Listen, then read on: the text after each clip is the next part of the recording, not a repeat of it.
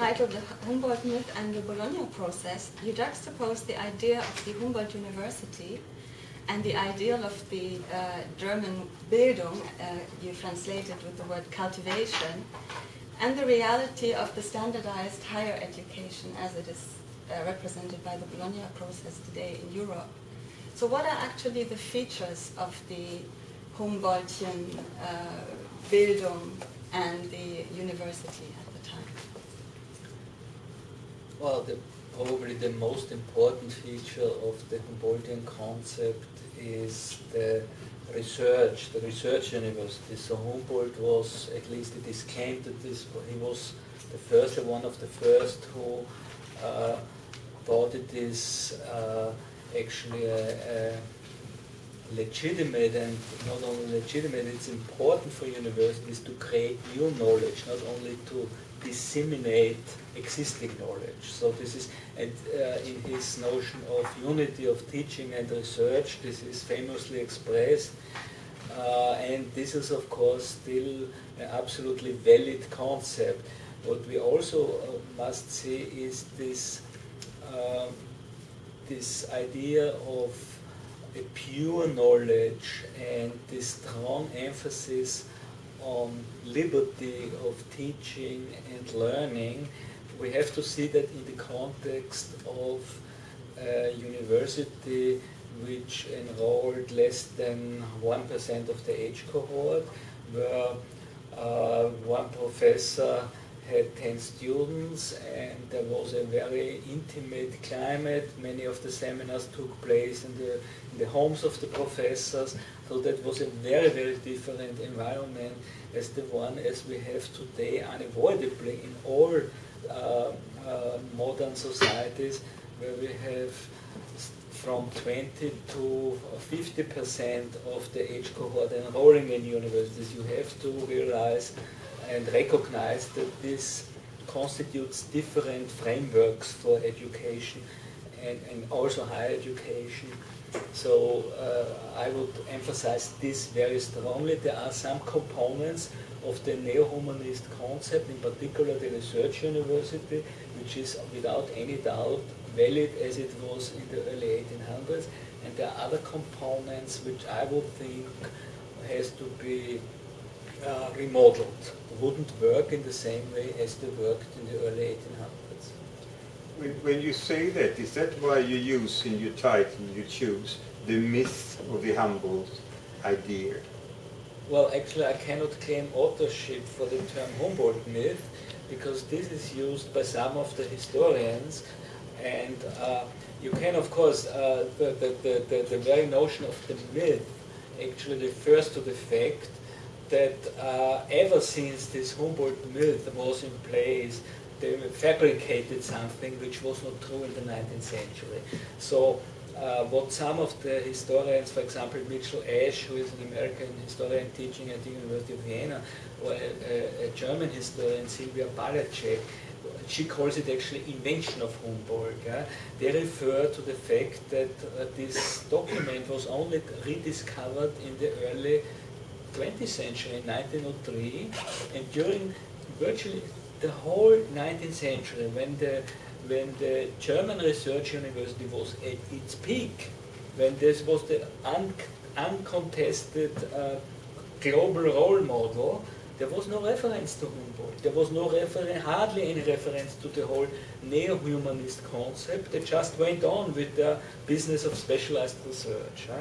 And by the other components of the myth would constitute, and Balacek has published rightly on that, she clearly showed that much of German higher education in the 1800s, so during the 19th century, did not conform at all with these Humboldtian ideas.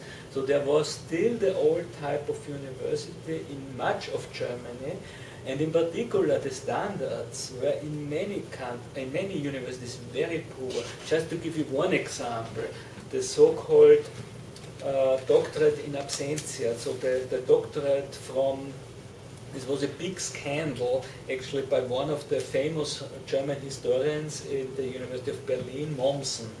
He created a big scandal in criticizing some of these universities who actually, today you would call them diploma mills. They sold titles on a huge, so you could get a doctorate in absentia without being there when you paid a fee to this professor. So this was a common practice in Germany. So not all of Germany was at the high standards of the University of Berlin or Heidelberg or Göttingen. So this is another part of the myth. So this basically refers to the Humboldt myth, that they fabricated something and they used it in the early 1900s after 1945, when they said in its core healthy, im Kern gesund. It was not healthy in its core, it was not in 1945, and it is even less so today. And now they use it to defend it against the threats of Bologna and governance reform. This Humboldtian ideal was also related to the high social standing of the educated middle class in Germany, which was quite an exceptional case. Could you elaborate a bit more on this? What were the features of this educated middle class? The educated middle class seized the opportunity that did arise from the fact that the commercial middle classes were so weak at that time. So during the late 17th, early 1800s, in most of Europe, so the centralized governments, the monarchies everywhere in Europe, they tried to make alliances with the middle class against the aristocracy, because they wanted to centralize the governments, so they had to fight the particularistic powers of the aristocrats.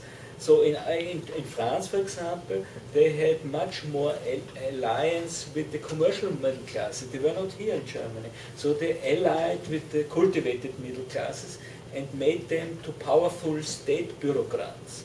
So this was a kind of, this was the special situation in Germany, the late development compared to the West. It was a late development. Then at the end of the 19th century, very powerful and fast development. That was part of the unhealthy situation in Germany. First too slowly and then too fast, you could say. So this was part of what the historians then call the Deutscher Sonderweg, special part of Germany, late modernization, but then very, very powerful. And the educated middle classes, they seized this opportunity in the early 1800s and established themselves, as Ringer would say, the acting ruling class, could be challenged, the term, but anyway, as a class of very high social standing, unparalleled in any other country, only in the Germanic countries. Not in Southern Europe, where you had the Napoleonic model. This was much more, these were the specialists. This was the Napoleonic model, tried to train specialists, technical specialists. The county calls, the elite institutions, these are specialized institutions. They have their own idea of cultivation, of course, in France, but it was different from the German. When you describe here, how the Humboldtian idea is framed in a certain economic and social context. And you mentioned a bit about the Bologna process. How do you see the Humboldtian myth surviving in a system now, even in the German countries, with a mass university and a very kind of centralized higher education ideas like the Bologna? Will the myth remain, or what will happen? It's quite unlikely in my view. You never can make absolute secure predictions, but I have the feeling that this is really a kind of last combat of the Humboldt warriors. It was surprising actually that this neo-humanist concept survived as a facade so many decades after the takeoff of massification in Germany or Austria. It did survive as a facade, and this was true. This was due to the fact that the Germanic governance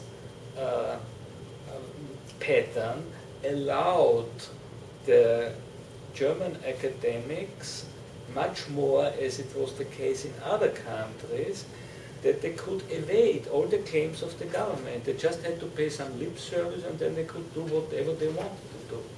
And still claim, but these are internal academic affairs, you just give us money and we will handle everything else. And the governments tried to do that for quite a while, but then understandably, I would say, they were quite fed up, and of course fiscal austerity contributed to all these clashes. So there is no way that any European government will fund their university systems in a way that they could maintain their neo-humanist concept on a decent level. This just doesn't work. You have to, in a mass higher education system in particular, if the funds are so scarce, are so low, so badly funded compared to North America, for example. Just have to look at the OECD data. It's available for everybody, even for the cultivated Germans. So if you spend 2.8% of GDP, as it is the case in Canada, or 3.1% as it is in the US, it's a different situation as if you pay 1.2% as it is in Germany. So you must not be surprised if the conditions are completely different, and you have overcrowded seminars, waiting lines everywhere, and then you make such silly claims about freedom of teaching, freedom of research. This is, I cannot buy into that, I'm sorry. I'd really like to thank you for helping us to become more cultivated. You're welcome.